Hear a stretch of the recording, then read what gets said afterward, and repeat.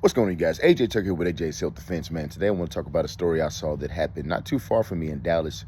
Jada Thomas, she was performing at the Black Academy of Arts, and she did the entire performance, and at the end, when she was signing autographs, she was shot.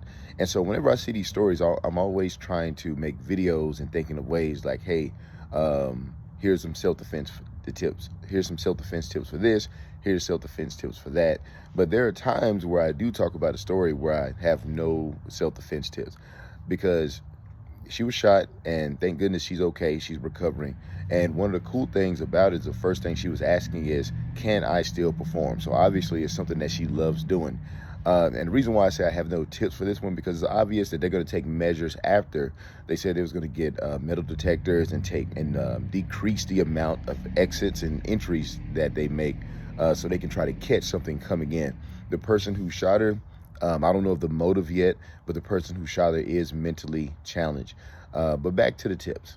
They're going to add metal detectors. They're going to decrease the amount of entries, which are things that I like. You definitely always want to be on guard. But whenever I read the story, she has been performing at this place since she was 10 years old, and she is now 28 years old. That's 18 years of nothing happening.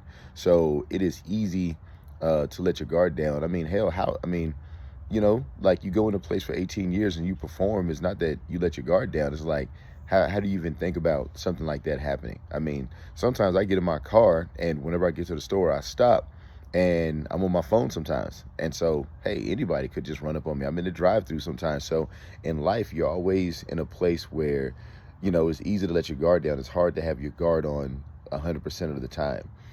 So the only thing that can happen in that situation is if other people are strapped and ready, or if there's some type of security guard in there that's always watching the scene, that's kind of near the singers. And most places do, man. Like, if you go to basketball games, AAU and stuff like that, you always see a security guard sitting at the front.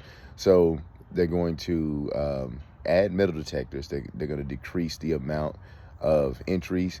And then the last layer, I would think, is to have a security guard that's near the stage at all times. And it doesn't cost too much for a security guard. It's a shame that we have to do it, but it's just something that we have to do. So glad that she's recovered.